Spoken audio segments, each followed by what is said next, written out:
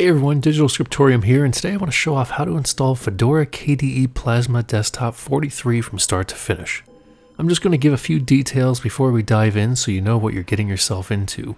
This guide is intended as a general use case installation of the operating system. I'm going to show off system requirements, how to create the bootable media, how to install the operating system, and then a general tour of the operating system at the end. I won't be going into specific application usage as that is outside of the scope of my guide today. All the links I show off I will include in the description below so you can easily find them if need be. One disclaimer I just want to mention as a warning that this is an operating system install guide where I completely remove the previous operating system. As is with any operating system, you might run into unforeseen issues, so you have to go into this with an open mind that issues might spring up. Worst case, you can always attempt to install a different operating system back on the machine. If you need any help, I have many different Windows and Linux guides to accomplish this on my channel. Also, be sure to back up any data you might need before starting. Before I begin, I also just want to mention that if you're feeling generous to think about donating to support my channel on either Ko-Fi or Patreon, every bit goes right back into making new guides. Alright, with that all said, let's dive into it. Alright, so let's start with the system requirements. Now this is going to be a little wacky because I actually have to reference two different system requirement guides on Fedora's documentation. The first one that I'm showing off is their latest documentation, which all it really mentions is that you need a 40 gigabyte SSD disk and 4 gigabytes of RAM is recommended for Fedora Workstation. And it does mention, however, it is possible to use hardware with lower specifications. However, it doesn't mention anything about the processor, and that's why if I jump over to the other one, then it's basically saying that you want a 2 GHz dual-core processor or faster as a reference. So jumping back to the other one, basically you want 2 GHz dual-core processor or faster with 4 gigs of RAM or more, and at least a 40 gigabyte solid-state drive for space. And it mentions that it's for x86 64-bit processors or ARM-based 64-bit architectures from Intel, AMD, and ARM. Now, one thing that other Linux distros usually mention is the minimum screen resolution that is a requirement. And in my opinion, if you just have a screen that is 1280 by 768 or better, then you should be in good shape. Anyhow, let's jump over to downloading Fedora Linux 43's ISO image. Now, at the time of making this video, Fedora Linux 43 is still in a beta form, and it's perfectly fine to install the beta version as once the official stable release comes out, it would just upgrade to that stable release. So you don't have to wipe your machine and redo it and all that good stuff. So anyhow, if version 43 stable has been released, look for the number 43 right here.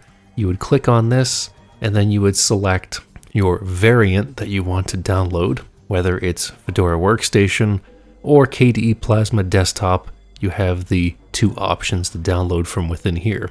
Like I said, at least the timing of this video, I'm going to just download the beta version to go over things, and all the steps are going to be exactly the same during the installation process. Alright, if we scroll down a little bit on this page and get down to the how to get the beta release section, then for today's video, we are pulling down the Fedora KDE Plasma Desktop 43 beta. But like I said, if version 43 is actually being displayed on the main page, then you would just click that 43 number icon. Anyhow, we'll click on this, and then you'll be met with this page. So you do have three major options to choose from, and that is the platform type of your processor. Most users are going to choose for Intel and AMD x86 64 systems. If you have an ARM-based machine, then you would choose the for ARM, and then if you are using a PowerPC little Endian system, then you have this option below. Before I click the download button, there is this little clipboard icon, which is to verify the hash of the download. I'm not going to be showing this off today, however, I just wanted to mention that this is an option if you wanted to verify the checksum information. Anyhow, we'll close out of that. And then we'll just click on the download button, and then we will continue on once that is done. Alright, with my download now complete, we're going to jump over to create a bootable USB thumb drive as the installation media for the operating system. Now you do have a few options. For one, there is the Fedora Media Writer tool that you can use.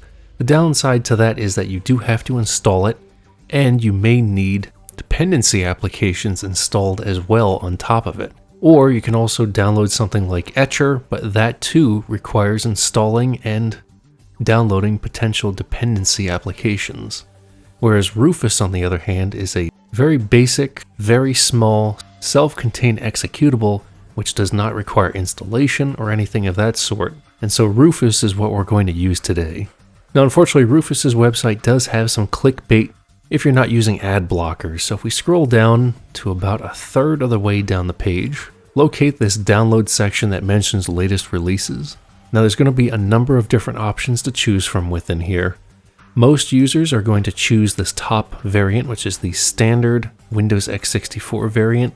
There's a portable version, which I still have not been able to figure out why anyone would actually download the portable version, since the top variant that I'm mentioning here doesn't require installation to begin with, so it seems pretty portable to me. And then there's the Windows x86 variant if you're on a 32-bit version of Windows, and then if you're on Windows on ARM, there is the Windows ARM 64 version. Anyhow, we're going to click on the latest and greatest standard Windows x64 one, at least for this video, and then we will continue on once that is done downloading. Alright, so with Rufus done downloading, I'm just going to click the little download folder here. Obviously, if you're not using Edge, then you can just go into your downloads folder in general in File Explorer down here. So I've got both Rufus and I've got my ISO image that I've downloaded. Now there's a few things that we need to work some magic on. And at this point, we can close out of the web browser that you have open. Like I said, just keep your downloads folder open as we're going to be going through some steps utilizing Rufus and all that good stuff. So there's two things that we want to adjust. The first one is going to be changing up your Windows autoplay settings. We're going to turn autoplay off. However, if you want to turn it back on after the fact, you certainly can. The thing that I've seen is that while Rufus is building up the USB thumb drive, sometimes autoplay will kick on and try to start indexing the files as they're being loaded on the thumb drive, and that can cause corruption. So let me show you how to turn off autoplay right now. So if we go down to the start menu, click on that, and then type in auto, and then usually it shows us autoplay settings that we can choose. If not, type in the full word of autoplay, all one word. You're going to see this toggle for use autoplay for all media and devices. Just toggle this off, and then we can close out of that. And like I said, if you want to toggle it back on after running through the Rufus steps, that's perfectly fine. So next up is going to be Windows Defender's real-time protection. The problem with the real-time protection feature is that a lot of times it falsely flags Linux distros installation files as being malicious. Now, these are all false positives, but the problem is that as it writes the data to the USB thumb drive, then real-time protection jumps in and starts pac-manning the files. It starts eating them as we're trying to put them on the thumb drive. And a lot of times Rufus won't notice it and it will say that things completed successfully. Meanwhile, at that point, the operating system installation files on the thumb drive are now toast. So anyhow, I'm going to run you through the steps of temporarily turning off real-time protection. Like I said, keyword is temporary. This buys us about 15 to 20 minutes of having real-time protection turned off. So what's going to happen is either the 15 to 20 minutes are going to run through and then it's going to turn itself back on automatically, or if you reboot your machine, whichever comes first, it will turn itself back on automatically. It's not destructive in any way. So let me show you those steps right now. So if we go down to the start menu and then type in security, then we should see Windows security as an option. If not, type in Windows space security, click on that, and then look for the virus and threat protection section and click on that, and then look for the virus and threat protection settings section and click on manage settings. And then you're going to see this real-time protection portion, and then we can toggle the on to an off. Select yes for the UAC prompt, and then we're going to see a pop-up on the bottom, which we can click the X for, and then we can close out of that. So at this point, go ahead and plug in a 4 GB or larger USB thumb drive. If you don't have a USB thumb drive on hand and you're looking for a recommended one to use, I will have a link in the description below for an inexpensive name brand one that should get the job done. So I'm going to plug my USB thumb drive in right now, and then we will continue on with the steps. Alright, so my USB thumb drive is plugged in. Let's double click on Rufus. Select yes for the UAC prompt. The first thing we need to make sure is that our USB thumb drive is in fact being detected. I've got a 128 gig thumb drive that is showing up here. If for some reason it is not showing up in this section, I would recommend unplugging the USB thumb drive, give it about 3 to 5 seconds, and then reseat the thumb drive back into a USB port. Make sure it's firmly in there. If it's still not being detected, it may be worth trying a different USB port on your machine. If your thumb drive is still not showing up, leave the thumb drive in the machine and reboot your machine and see if it then will be detected. If it's still not showing up, if you go to this PC and then locate your USB thumb drive, if it's detected in this section, right click on it, select format. One thing just to warn you is that this is going to nuke the data on the thumb drive at this point, so just make sure you back up any data that's on it before you continue on. Anyhow, you would leave the quick format toggled on. You can name the volume whatever you want. You can name it data or something like that. Click on start. It'll warn you that it's going to destroy the data on the drive. As it formats it, you would select yes or okay for that. And then within about 5 to 10 seconds, the drive would be freshly formatted and hopefully will show up in Rufus for you. At that point, if a USB thumb drive is not being detected, just try a different USB thumb drive and hopefully that will make the magic happen. Anyhow, moving on, thumb drive is being detected. So now at this point, we can click on the select button. Let's click on that now. And then locate where you downloaded Fedora's ISO image to, and then select that, click on open. And then I leave everything as is at this point. I let Rufus decide the best options to choose, and then we will click on start. And then before we click on start, just another warning that it is going to nuke the data on the USB thumb drive.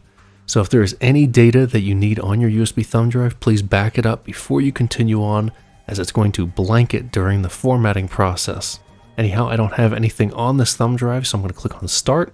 It's going to mention that there's an ISO hybrid image detected. We will leave it on the recommended option, click on OK. And it's going to mention that a download is required. For Grub, let's select yes for that. And then it's going to warn us that the data is going to be nuked, just as I'd mentioned. Click on OK once you're ready for that. And then at this point, we just stand back and wait for this to crunch along. Depending on the speed of your USB thumb drive and the USB port, it usually doesn't really take that long, but if it's an older thumb drive, it could take some time. In my case, mine didn't even take a full minute to build up the thumb drive. But anyhow, the key thing is that we see a green ready state. If you got any errors along the way, I would for one make sure that real-time protection is in fact turned off, along with autoplay being turned off, and then I would just try again. If you're still getting errors, it might be worth re-downloading the ISO image. And then if you're still getting errors after that, then it might be worth trying a different USB thumb drive. So at this point, I will click on close. And then next up is kind of, in my opinion, the most difficult portion to getting a different operating system on a machine. And that is determining what key or keys you need to press to get your machine to actually boot off of the thumb drive. Different makes and models reference different keys to get your machine to actually boot. So my recommendation is just Google your exact make and model, or if you built your machine, then I would recommend looking up your exact motherboard manufacturer and version, and then that should point you in the direction of what key or keys you need to press to get it to boot off of the thumb drive. In my case, I'm using a Lenovo desktop, which at least for this model of it is the F12 key. So I'm going to plug my USB thumb drive into the machine that I'm going to nuke now, and then we will continue on.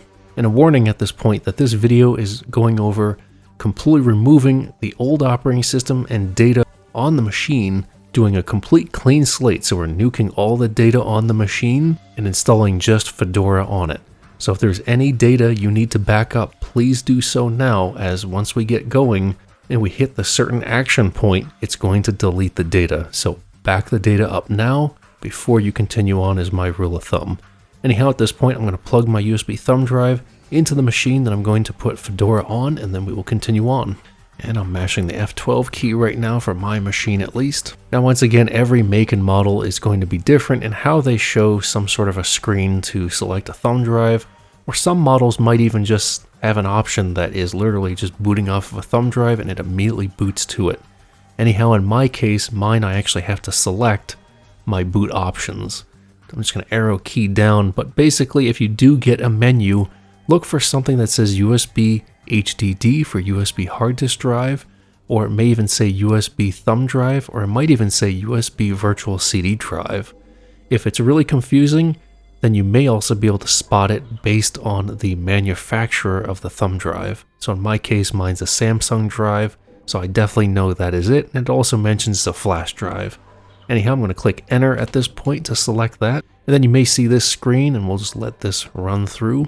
And then I'm going to mash my F12 key one more time, because I do have to select the thumb drive one more time. And now you also notice that things have slightly changed. Now we actually have Fedora showing up here as an option. And that's what I'm going to choose now. So I'm going to select Fedora, hit enter. I'll just interrupt the little 8-second countdown. I just wanted to mention that you do actually have 3 options to choose at this point. By default, it would start with the test this media and start Fedora KDE Desktop Live. So this goes and checks your thumb drive to make sure that the data integrity is up to par. And then there is the option to start Fedora KDE Desktop Live, which skips the integrity check. And then there's also a troubleshooting option as well. Anyhow, I'm just going to move forward with the default, and I'll just hit enter. All right, and then we should be met with this little welcome center pop-up. Now, one thing just to mention is that this is a live CD or live environment. So this means that you can actually test out the operating system before actually installing it. The downside to it is that any changes you make, if you download something, if you install something, if you configure a setting, none of that will persist through a reboot. You also take a performance hit as it's not actually loaded onto your hard drive. But anyhow, for today's video, we are installing it, so we're going to move forward with those steps. One thing I also just want to mention is that if at any point it errors out in the installation process and you want to try again, sometimes you might just hit an error code of some kind saying something is missing or not ready, and then it quits the installation. On the desktop is the shortcut to fire up the installation process again. You will have to go through the windows up until that point of failure again, but it's always something to try as a troubleshooting step that you may just have to kick off the installation again, and then it goes through fine a second time. Anyhow, we're going to continue on, so we will click on the install to hard drive icon, and we'll wait for this to load up. And if you get any one of those pop-ups, you can just click the dismiss button. One thing I also want to go over before we continue on is that I highly recommend that you have your machine connected to the internet during all steps of the installation process. The most ideal connection is an Ethernet connection. However, if either your router is too far away from where you are installing the operating system, or if your machine just doesn't have an Ethernet port on it, then you would connect up via wireless. Let me show you how to connect to wireless real quick if you have to use that method. So if you take a look in the bottom right hand corner, there is going to be this little network icon. If you left click on it, then it's going to show you your wired connection if you have one, and then it's also going to show you wireless networks that are within range that you can connect into. I'll have this partially blurred out from my video. But anyhow, you would just click on the wireless network that you want to connect into. It's going to prompt you for the password. You put that in, and then you'll be connected. And then at that point, you can continue to move forward. So right off the bat, we are met with the language selection. You can either manually search for your language, or you can search in the search bar up here. There's also the keyboard locale section that you can choose. Once again, you can scroll through here to find it, or use the search bar to search for your specific keyboard language. The default that I've got set is fine for me, so I'll click on next. Next up is going to be the date and time zone configurations. I usually just leave these checked to automatically pull them down, but you do have the option to configure an NTP server, aka Network Time Protocol server. And worst case, if these automatic settings do not work for you, then you can always manually force change the date and time once the operating system is installed. Anyhow, I'm going to click on next for this. And then next is the destination path for where this is all installing to. Now for this guide, we are strictly removing the previous operating system on the machine, and we are deleting all the data that's on the hard drive. So if there's any data that you need to save, please back out of this installation process, boot back into the previous operating system, and then back up the data, and then go through the steps that we've gone through so far to get to this point to continue on. At some point, I hope to hopefully make a dual boot video in the near future. But like I said, today we are going to use the entire disk method here. Remove all partitions on the selected devices, including existing operating systems. And with that checked, we can now click the next button. You do have the option to encrypt the data on the drive if you wanted. I'm going to skip that for now, but if you wanted to toggle that on, feel free. Click on next. Now it's going to ask us to create an account. So type in your name first. And once you click into the username field, it will pre-populate it. What I'm going to do is I'm just going to actually manually change mine. It's just digital. You can change yours to whatever you want. And then for the passphrase or the password, then type in something strong here. As you see, it also says it must be at least 6 characters.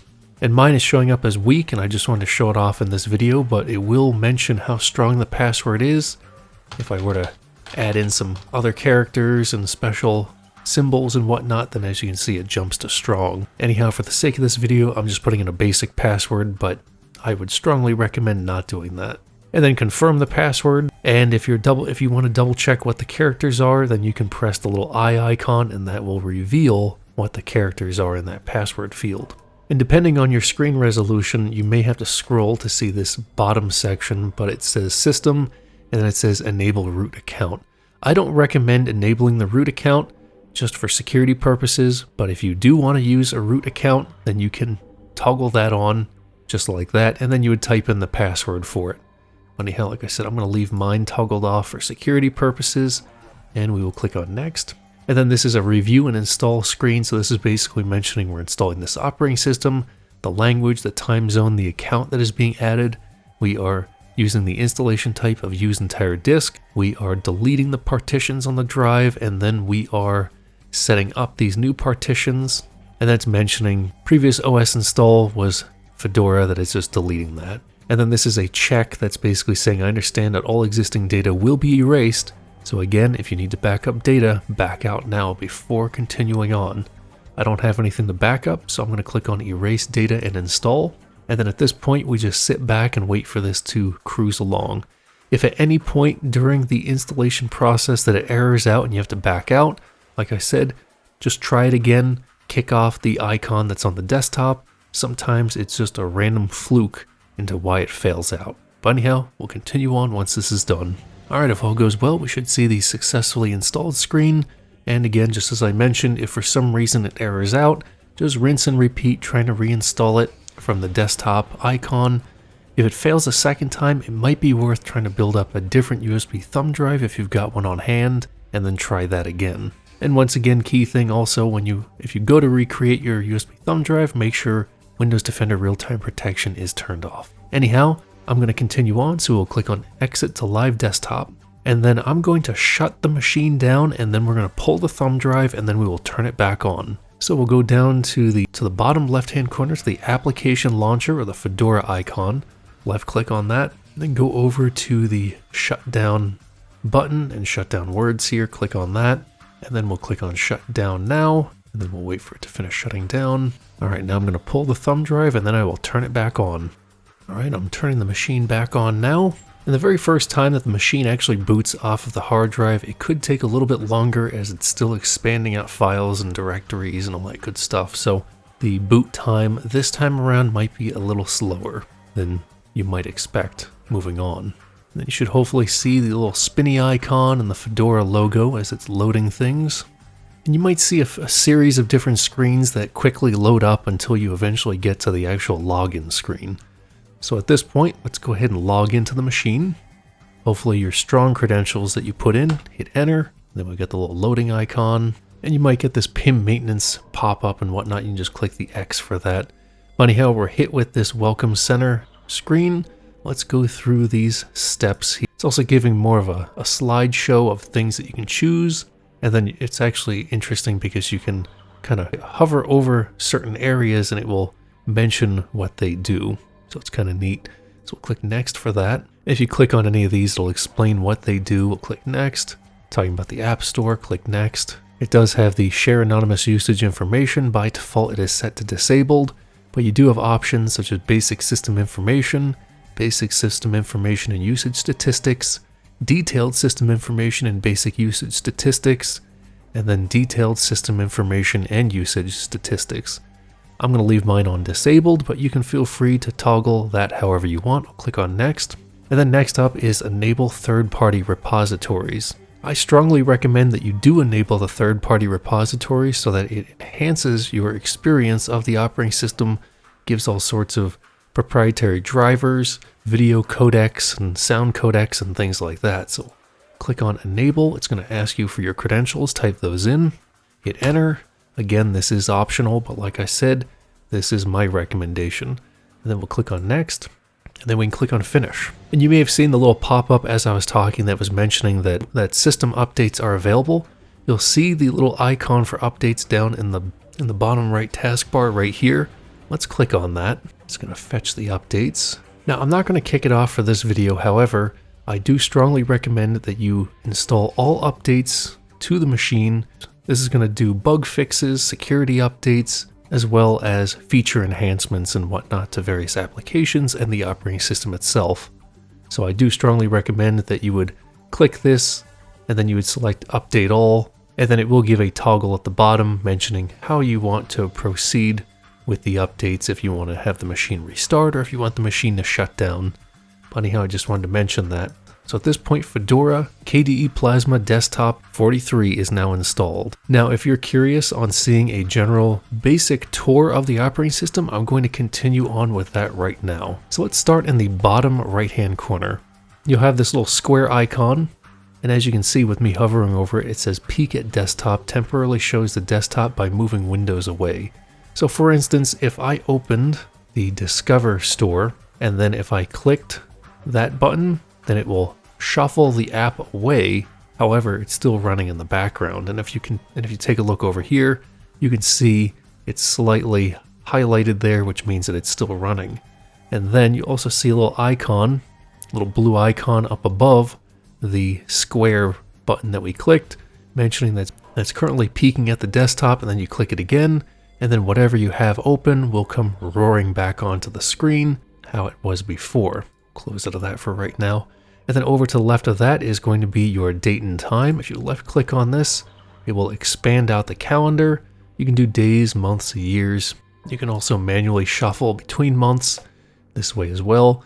And then there's also the configure digital clock, and then you can also pin or keep open the calendar so it does not disappear if you were to click out of it or if you were to click into a different application. Before I click on the little caret to show hidden icons, let's start all the way to the left. So once again, if you have updates, you can left click on this and kick those updates off. You have your volume adjustments in here. If you left click on it, you can adjust your speakers, and if you have a microphone, you can adjust those here. You can also raise the maximum volume, and there's also the option to change up specific applications that might be running on how loud each one of those is. Currently, I don't have any applications running, so it's not giving any options in here. You also have the option for more actions. As you can see, you can click on it, you can force mute all playback devices, show virtual devices. You can jump into the settings pane for your audio, and you can keep it open just like we showed off in the calendar. To the right of that is your screen brightness. If you left click on this, it's going to allow you to adjust the screen brightness, and then you can also turn the night light on, which decreases the blues of your monitor. And then to the right of that is your networks, which, just as I showed off earlier during the installation process, if you have an Ethernet controller on your machine, you're going to see it here. If it's actually connected in, it will say connected. You can disconnect it, and then you're going to have your available wireless networks that you can choose from down below if you have a wireless dongle or chipset in your machine. You can also use these buttons to enable and disable Wi-Fi. There's airplane mode, there's hotspot features, and then again you can jump to the main settings page for this or pin it if you wanted to. There's also the search bar here if you wanted to search for specific settings or a network to connect to. So to the right of that is going to be the show hidden icons caret. If we click on that, it's going to show us notifications, Wayland to X11 video bridge, input method, vaults, setup weather report, disks and devices, display configuration, KDE Connect, and power management. Let's just click into power management, and this is where you can assign a power profile to your machine. By default, it's set to balanced. However, there is the power save mode, and then there's also the performance mode. My recommendation is leave it on balanced because generally When more performance is needed, it will tip more into that. And then when it feels as though there's not a huge amount of stuff going on, then it kind of dips down into the power saver mode. However, if you are trying to conserve power because you're on a laptop and you're trying to make your battery last as long as possible, then you can turn on power save mode. Or if you really want to make sure that you have raw performance at all times, set it to performance mode, and then that will give you what you need in that regard. Anyhow, I'll leave mine on balanced, and then we'll continue on here. Next, let's jump all the way over to the furthest left corner. So you've got the application launcher, aka the Fedora icon. Left click on that. And this is going to open effectively a start menu for anyone coming from the Windows world. So you've got your username at the top, and if you hover over it, it's going to show your full username right there. You have a search feature to search for applications or settings or something of that, or anything of that sort that might reside within here. There's the option to jump to the application launcher configurations. Again, you can keep it open. By default, for the favorites page, it's going to show you basically your very basic options within here. You can always add more things into the favorite page if you wanted to. And then there's all applications, which just as it mentions, it's going to show you every single application that is on the machine. And as you can see, there's a lot, including the LibreOffice suite, which comes installed default for Fedora. So there's a lot of stuff to take a peek at in there.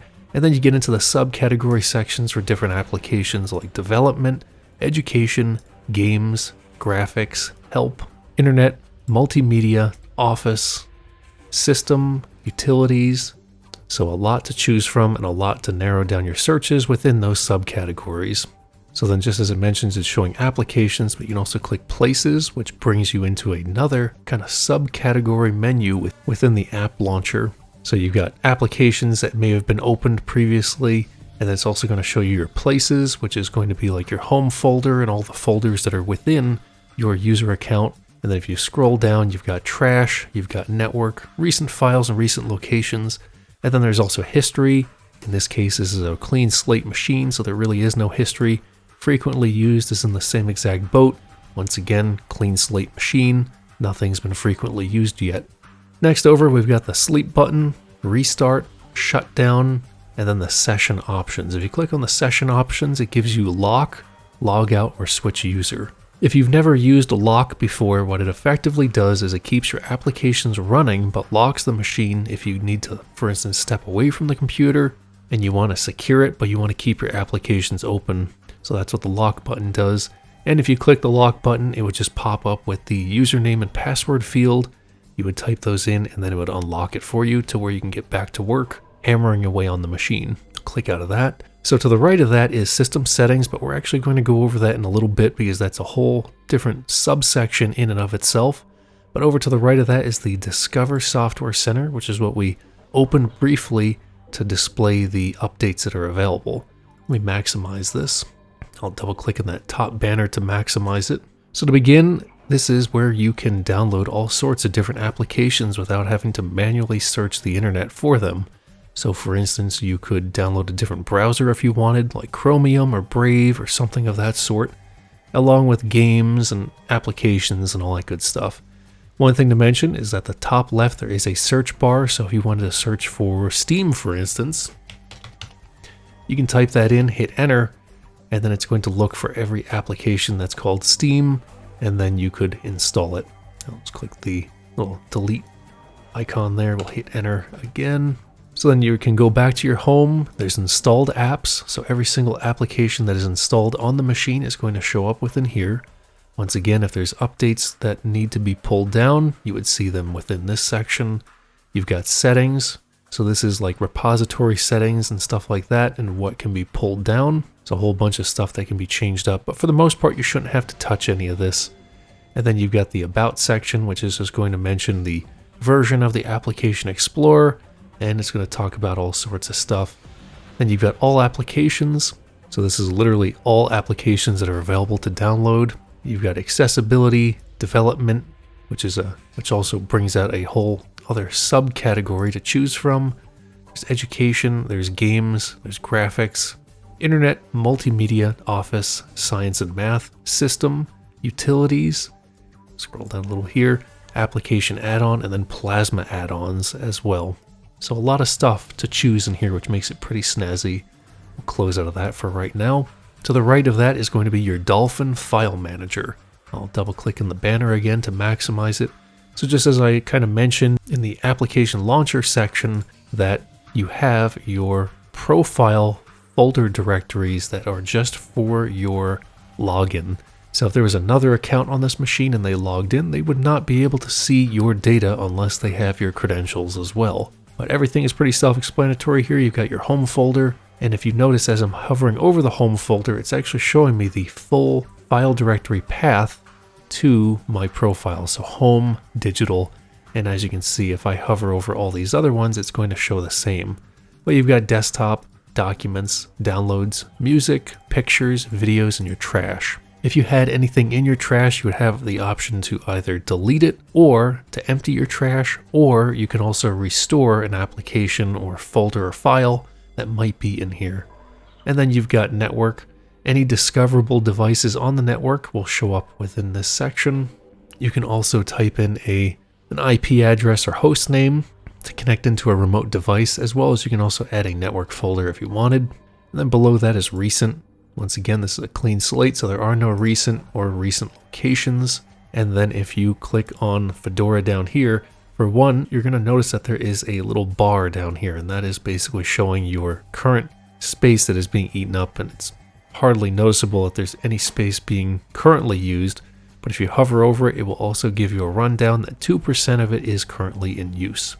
And then this is your root file directory section that you can take a peek at things if you needed to. So close out of that. And then next over to the right is Firefox. So Firefox is the default web browser on Fedora. If you're not a fan of Firefox, you could always install a different browser after the fact. I'm just going to quickly just go through these steps. So I'm just going to uncheck import from previous browser, save and continue. There's the option to pull down extensions if you wanted. I'm going to click on skip this step. You can sync your data across devices if you sign up or sign in. We'll click start browsing, and then you'll be ready to go to start browsing the internet at this point. So I'll close out of Firefox. So before we get into the settings, I just want to mention that if you right click on the desktop background, you do have the option to create new, and that would be folder, text file, empty file, HTML file, link locations such as a URL, link to file or directory, and link to application. If you copied or cut something, you could paste it. You also have an undo button. There's an icon section to where you can sort things, icon sizes, arrange, align, show previews. You can lock the icons. You can also open terminal, enter edit mode, lock screen, show the logout screen, desktop and wallpaper configurations, and display configurations. Also, if you right click in the dock in the bottom, this does give you options to add or manage widgets, to configure icons only task manager, show alternatives, add or manage widgets, and show panel configuration. And also, if you right click on any of these icons, you can unpin them, for instance, but then you also get into, for instance, new windows or things like that that might be unique options to choose from for the specific application. Anyhow, let's go back to the little system settings option, and we're going to do a little more of a deeper dive into this. Let's left click on that. I'm going to double click in the top banner to expand to maximize it. So once again, you do have a search option up at the top. So if you want to search for a specific setting or configuration, search up here instead of having to manually crawl through all these different options. We're met immediately with the quick settings section. So this is allowing you to change up your themes, your wallpaper, global theme, animation speed, all sorts of stuff. I'm going to turn on Breeze Dark and click apply, and this is going to turn dark mode on. Completely up to you if you want to use dark mode. Technically speaking, using dark mode actually decreases the power usage of your machine, and if you're on a laptop with it set in dark mode, it's actually making it so your screen is using less power. Anyhow, below that is input and output settings, so you have mouse and touchpad configurations. So you've got mouse configurations, touchpad configurations. This is a desktop, so that's why it's not showing a touchpad has been found. Screen edges, so a lot of configurations that can be changed in here. Below that is keyboard, so if you need to alter your keyboard configurations after the installation process, this is where you can come in. So you've got keyboard, virtual keyboard, and shortcuts that you can take a look at. There's touchscreen options. I don't have a touchscreen on my machine, so these aren't going to really show anything at this point. But if you do have a touchscreen, this is where you can configure stuff. There's multimedia configurations, so audio CD stuff, CDDB retrievals. Below that is game controller. I don't have a game controller attached, but this would give you configurations for that. Drawing tablet. Again, I don't have a tablet attached, but you would have configurations in here for a drawing tablet. There's sound. If we had clicked on the sound settings button in the volume icon, it would have brought us to this point. There's display and monitor configurations. So this is where you can change up your screen resolution, your scaling, the orientation of the screens, the refresh rate, along with a number of other different configurations. And then there's also the nightlight option, which you can further fine-tune how that's all going to work when you enable it. And then there's accessibility. So if you need to use any of the special accessibility options, then you will have a number of different categories to choose from here if need be. Below that is Bluetooth. I don't have a Bluetooth controller on my machine, but if I did, I would have a number of different options in here. For instance, I could turn on and off the Bluetooth controller. I can sync devices via Bluetooth, along with a bunch of other settings will appear in this area. Below that is disks and camera. So you have device actions. For instance, if any of this stuff is plugged in, there's device auto mount configurations, digital camera stuff, and then below that is Thunderbolt. I don't have a Thunderbolt controller on my machine, but if you did, then you'd have a number of different options, including enabling and disabling it. And then below that is printers. So if you needed to add a printer, then you can click on add, go through the steps of setting up a printer, and then once you do have printers added, then they will show up in this section. I'm going to scroll down a little bit here, and then below that is Wi-Fi and internet. So this is just going to give you more options for Ethernet or Wi-Fi stuff, setting up proxies, connection preferences, stuff like that. Below that is online accounts. So this is where you can click on add account, and this is where you can set up Google accounts and things like that within here. Below is push notifications. If you wanted to set your push notifications up, you can do so in here. Below that is remote desktop. Remote desktop is off by default, but if you want to turn it on, you can toggle it on, and then you can configure all the settings for that. And then below that is wallpaper. So you can either choose a wallpaper that comes with Fedora, or you can click add and you can add an image that you may have found, or a picture of yours that you wanted to use. I'm going to toggle on the path background there just because. I'll click apply, and then now I have the path wallpaper applied. Anyhow, below that is colors and themes. So this is where you can further configure the user experience with a number of different options to choose from. And then there are text and fonts. So these are a whole bunch of different configurations to change up. Lots of options. Below that is animations. Again, a lot of stuff to configure if you wanted to tinker. And then you're getting into the default applications next. So if you, for instance, changed up your web browser, you may want to jump in here and choose a different web browser once it's installed. But you can change up all the defaults in here if you wanted, if you change any of these out. And there's file association configurations. So for instance, if you installed a specific application for viewing images, you may want to go in and change up your image file associations to point to that specific application. Then below that is notifications. So this gives you a number of different notification options to change up. And then below that is window management. So this is a whole bunch of stuff that you can dive into. And the thing is that all these things that I show off, a lot of people never actually dive into, but it's things that you can always tinker with and trial and error, how you like the things reacting and whatnot. Anyhow, below that is activities.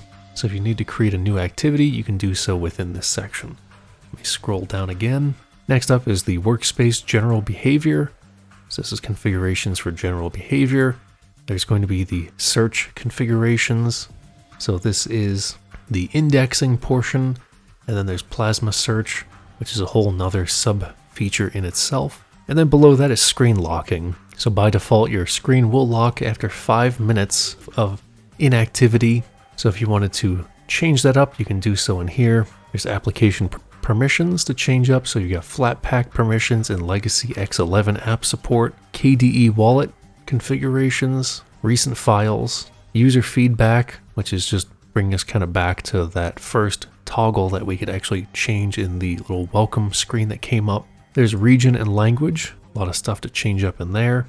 Spell check features that can be reconfigured if need be, date and time. So once again, if the automatic setting for your date and time is not proper, you could untoggle this, correct it, and then you could either toggle it back on or just leave it as the manual correction.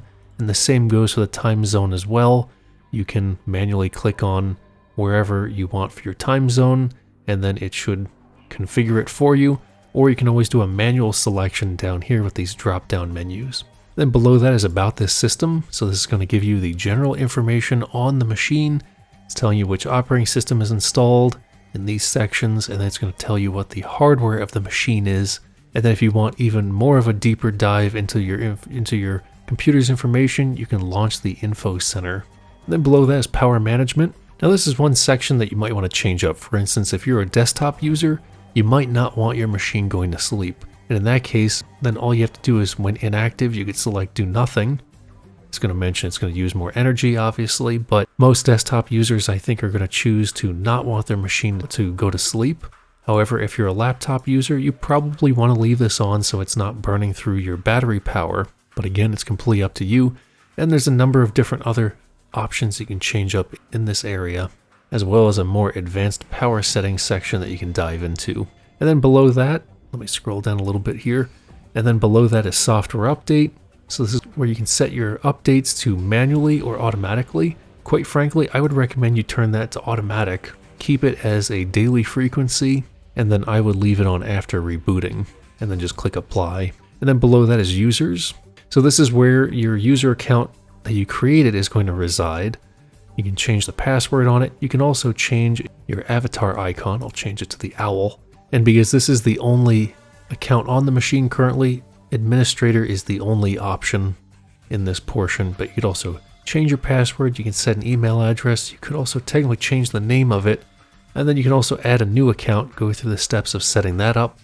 You could make that the next administrator, or you could make that just a plain user account if you wanted. I'm just going to click Apply so that the avatar sticks. And then below Users is Auto Start. So if you need to assign any sort of auto start items, you can click Add New and go through that process. Then below that is Session. So here's Desktop Session configurations. And then there's Locations that you can also take a peek at. And then that's it for the settings portion. So we'll close out of that. So that's all you need to do to install Fedora KDE Plasma Desktop 43 from start to finish. If you found this video to be useful, please like it and subscribe to my channel to keep up with my latest video happenings. I also invite you to check out my channel if you haven't already, as there's many interesting guides and many more to come. Anyhow, until next time.